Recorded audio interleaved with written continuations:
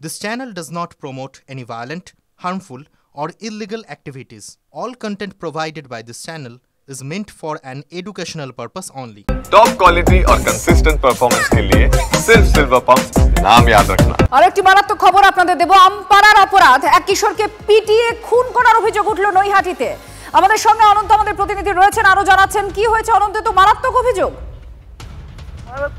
দেখো, কিশোর এই যুবক, তার বয়স 17 বছর বয়স। সামান্য সে কিছু আম পাড়তে গিয়েছিল, তার মামার শ্রাদ্ধে এসেছিল। সে শ্রাদ্ধে এসে সে বেড়াতে এসে সে পাশে আম বাগানে আম পাড়তে যায়। সেই আম পাড়ার অপরাধ ওই আম বাগানেই তাকে পিটিয়ে মেরে দেয়। আমের বাগানের যে ঋষি, যে ফারাদ মন্ডল, সে ফারাদ মন্ডলকে এই মুহূর্তে গ্রেফতার করেছে শিবদাসপুর থানার পুলিশ।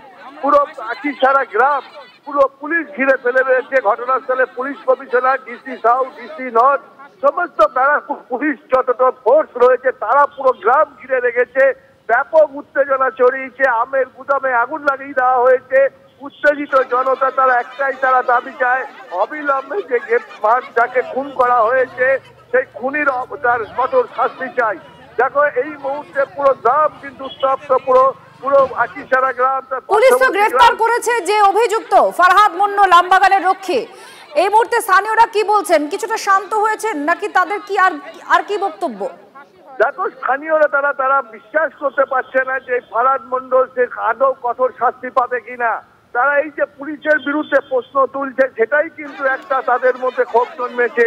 আর সেই ক্ষোভ কিন্তু গ্রামকে গ্রাম ছড়িয়ে পড়েছে। ওখানে 3টে গ্রাম আছে পার্শ্ববর্তী। 3টে গ্রামের মানুষ কিন্তু উত্তেজনায় ভাব বলছে। তারা রাস্তা অবরোধ রয়েছে, মহিলারা রাস্তা অবরোধ করেছে। ঘটনাস্থলে পুলিশ কমিশনার অজয় ঠাকুর তিনি গেছেন, ডিসি নর্থ আছেন, ডিসি সাউথ আছেন, ডিসি ট্রাফিক আছেন। প্রায় পুলিশ পুরো ঘিরে রেখেছে পুরো এলাকা, উত্তপ্ত পরিস্থিতি। দেখো, যে গ্রামবাসীরা ধন্যবাদ। পরিস্থিতির দিকে নজর রাখো। এই মুহূর্তে আপনারা দেখতে পাচ্ছেন যে আগুন ধরিয়ে দেওয়া হয়েছে যে রক্ষীর বিরুদ্ধে, আমবাগানের রক্ষীর বিরুদ্ধে অভিযোগ। সেখানে যে গুদাম রয়েছে সেখানে আগুন ধরিয়ে দিয়েছেন স্থানীয়রা। পরিস্থিতি যথেষ্ট উত্তপ্ত হয়ে রয়েছে। উচ্চপদস্থ পুলিশ কর্তারা ঘটনাস্থলে।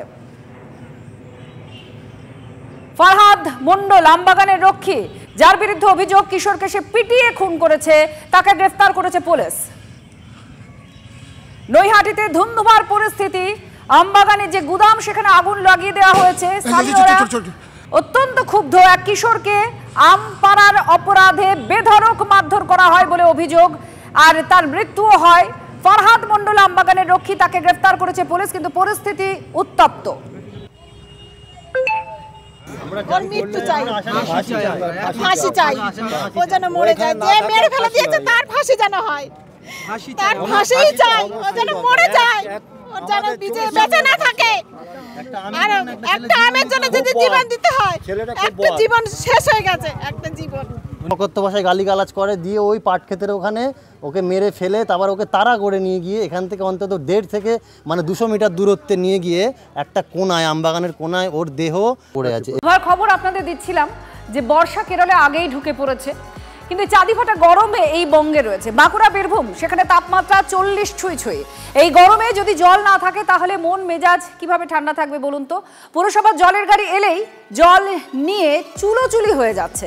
বাধ্য হয়ে শহরের বর্জ্য নোংরা জল ব্যবহার করছেন গ্রামবাসীরা। ভোট চাইতে এসে প্রতিশ্রুতি দিয়ে যাওয়া নেতারা কোথায়? এই প্রশ্ন ক্ষুব্ধ মানুষের।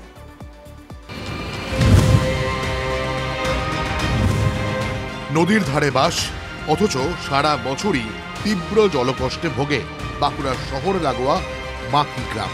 গরম পড়তেই জলের জন্য হাহাকার শুরু। কল, পাইপলাইন সবই বসেছে, কিন্তু জল আসে না।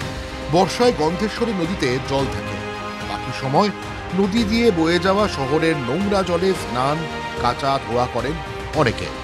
নদীতে ড্রেনের জল আসে, নদীর জলের কোনো ব্যবহার করা যায় না। টিউবওয়েলের কোনো ব্যবস্থা নাই।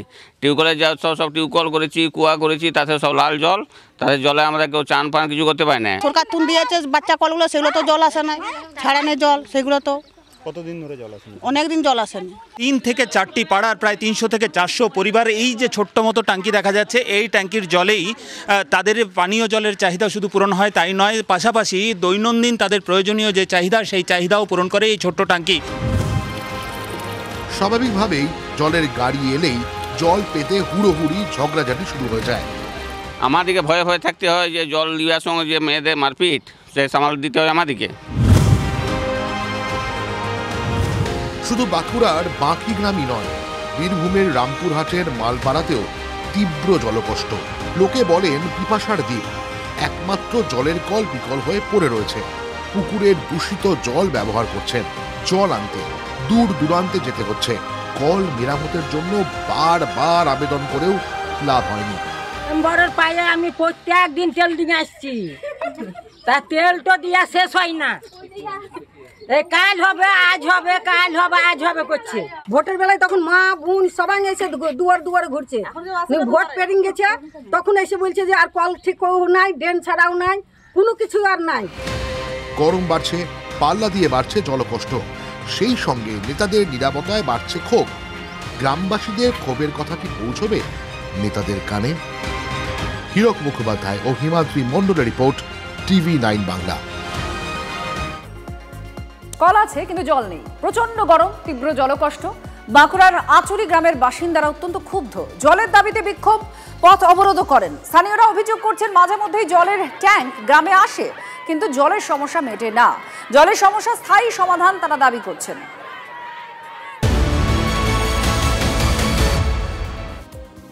নদী থেকে অবৈধভাবে বালি তুলতে গিয়ে দুর্ঘটনা, বালির ট্রাক্টর চাপা পড়ে মৃত্যু এক শ্রমিকের। দুবরাজপুরের লোবা বাবুপুরের কাছে অজয় নদীতে এই দুর্ঘটনা ঘটে। দুবরাজপুরের হাসপাতালে নিয়ে গেলে মৃত ঘোষণা। মৃতের নাম জয়ন্ত বাগদি, বয়স 25। মৃতদেহ ময়না তদন্তের জন্য পাঠানো হয়েছে। সরকারি খাস জমি দখল এবং পুকুর ভরাটের অভিযোগ পেয়ে সেই জমি উদ্ধার করতে গিয়ে বাধার মুখে আসানসোল পুর নিগমের কর্মীরা। পরে পুলিশ গিয়ে পরিস্থিতি সামাল দেয়। পুনরায় কাজ শুরু করে পুর নিগম। আসানসোলের লোয়ার কামারপুর এলাকার ঘটনা, জমি মাফিয়াদের বিরুদ্ধে ব্যবস্থা নেওয়ার দাবি স্থানীয়দের।